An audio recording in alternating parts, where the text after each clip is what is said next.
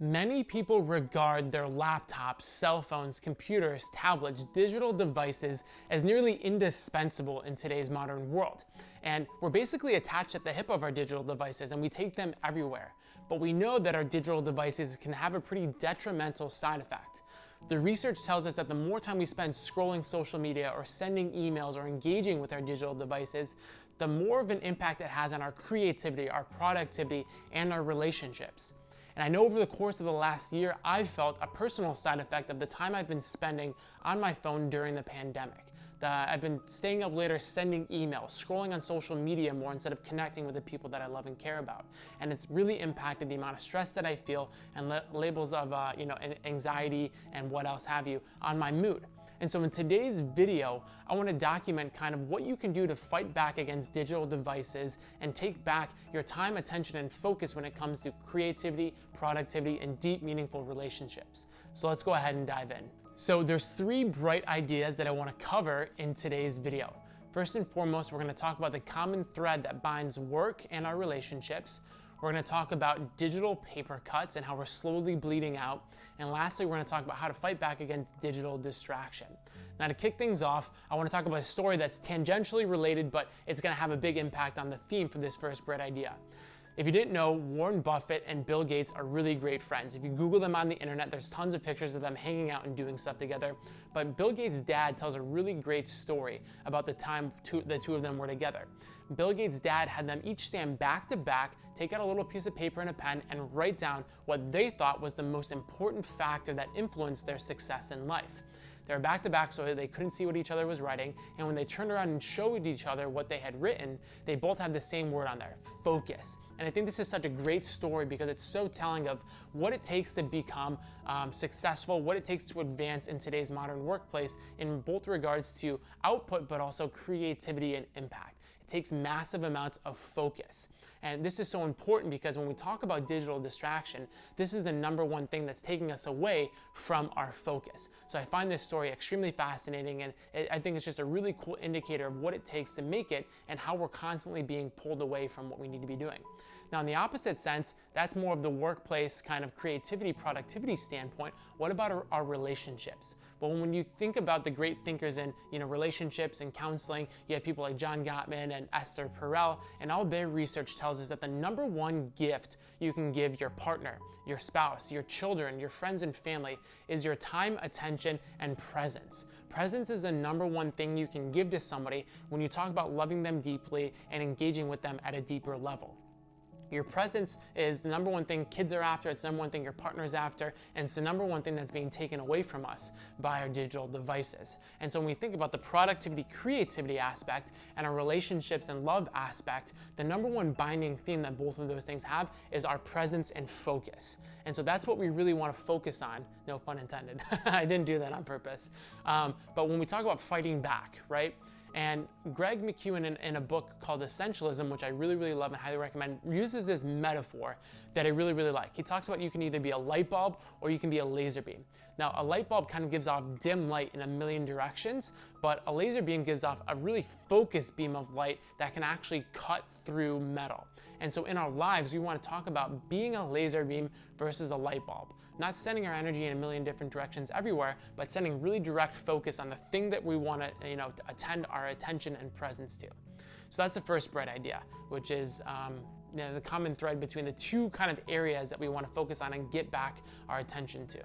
Now, the second bright idea I want to talk about is digital paper cuts. And I got this idea from, death by 1,000 paper cuts, which is an ancient kind of torture mechanism that people would use to basically torture or kill people, like give them cuts all over their body and basically death by 1,000 cuts. Well, we're doing the same thing to the attention that we know is essential to our loved ones and our productivity and creativity. We're bleeding out by 1,000 paper cuts digitally. We're digitally bleeding out. And the research is pretty clear on that. So I read Nir Eyal's book, Indistractable, which is really, really great, but he talks about how every 7 minutes on average, we're coming across a distraction that's basically taking our attention away from something, and every time we get distracted, it takes about 15 to 20 minutes to get back into the groove of where we left off, just because we were distracted. Now, in an average 8-hour workday, on average, we receive about 100 messages or emails from people, and on average, it takes about 2 hours to respond. And when you do the math not 2 hours, 2 minutes. And when you do the math on that, that's almost 2 to 3 hours a day that we're spending just sending emails and messages. That's almost half the workday that you're spending just communicating, and that doesn't even take into account the time that you need to spend doing deep work to actually get the stuff done that you need to do in a workday. So we're bombarded with distractions and digital kind of media that we need to be attending to, like emails, and we're not focusing on the deep work that we need to do that actually is what we need to get done, right? Actually getting the job done. So our work environment is absolutely littered with digital distraction. Same thing is the case in our personal lives, right? We're bleeding out everywhere. Tom Rath wrote a book called Are You Fully Charged, which I really, really love. And in it, he details some research about how we're paper cutting our relationships. There was a research study where they took 2 groups of people. One group of people who had never met before had to talk about a topic that was kind of, what's the word I'm looking for? Didn't really have a deep meaning to it, right?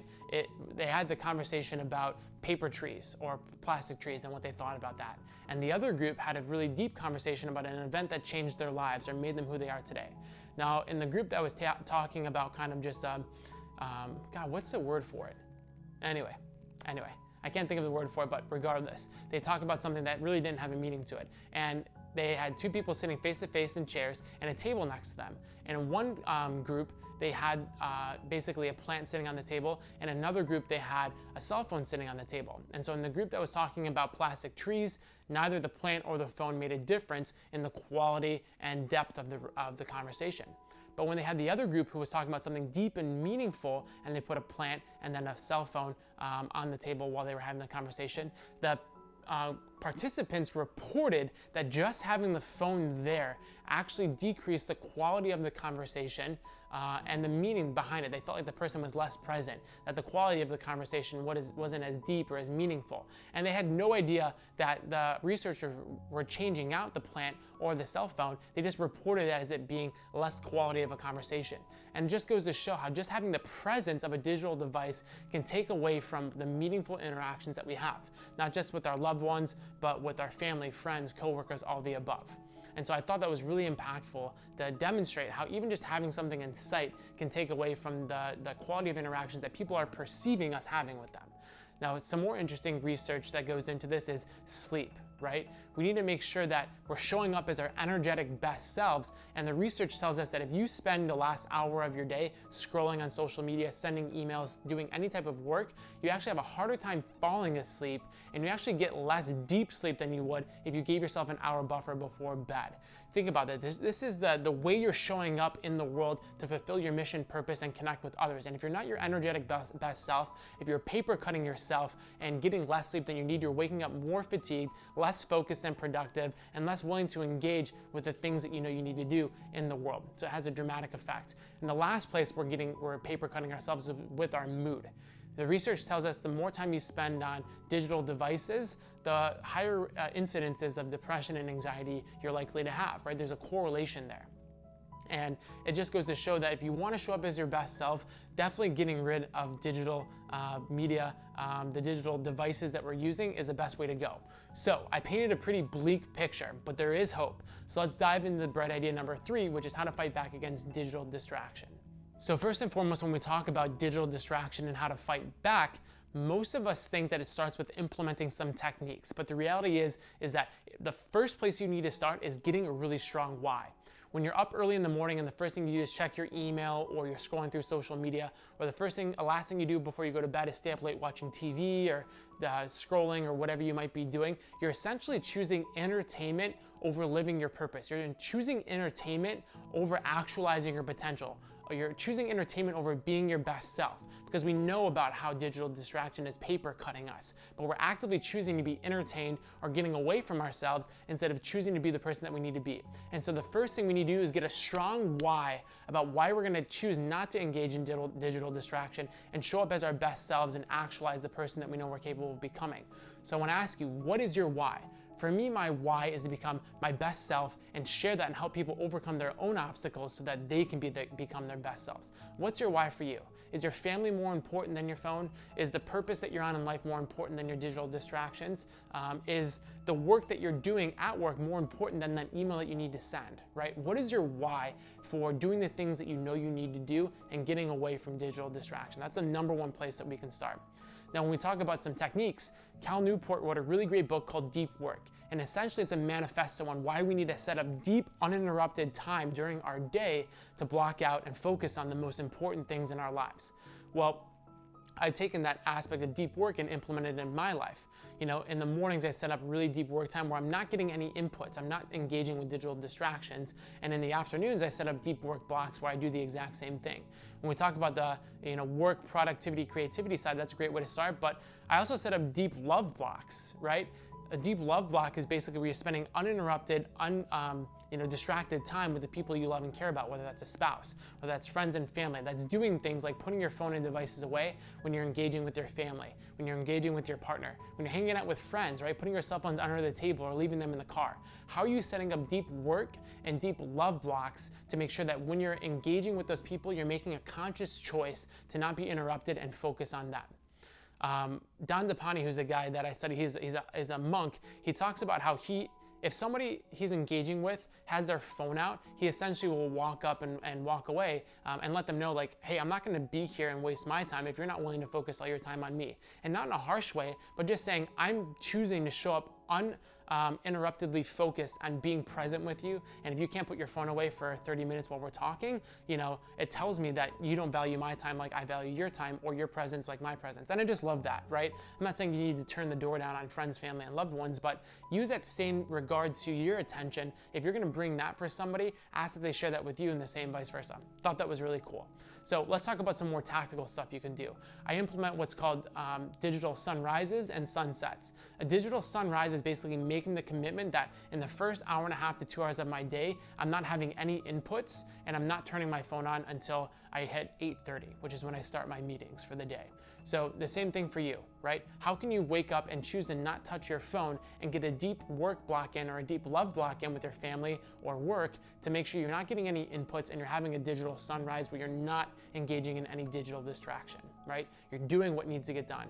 And then on the backside, a digital sunset where 2 hours before bed, I'm not engaging with any digital media. And then 1 hour before bed, I'm not engaging with any work. I'm giving myself that space I need to detox, enjoy time with my loved ones, do some deep work, whatever that might be, but I'm cutting off all digital distraction. That's what's called the digital sunset. And these are tactics that you guys can kind of implement today to make sure that you're getting more deep work and deep love done and less digital distraction. Okay, I call it my AM bookend and my PM bookend. So these are some ideas that you can implement right now. Don't forget to get a strong why for why you're going to be doing these things, okay? In essence, this video has just been a byproduct of how our phones and our digital devices are distracting us from the most important thing, which is our time, attention, and focus, our presence. We're bleeding out, death by 1,000 paper cuts, digital detox style. And lastly, how can we actually fight back and hack back against our digital devices? It's by doing deep work, deep love, setting up some AM and PM bookends or digital sunrises and sunsets, and really getting a strong why for why we're turning those devices down. So I hope you guys enjoyed this video. Shoot me a comment, let me know what's going on, what you guys think about this video, what you have questions on, and I hope to see you guys next time.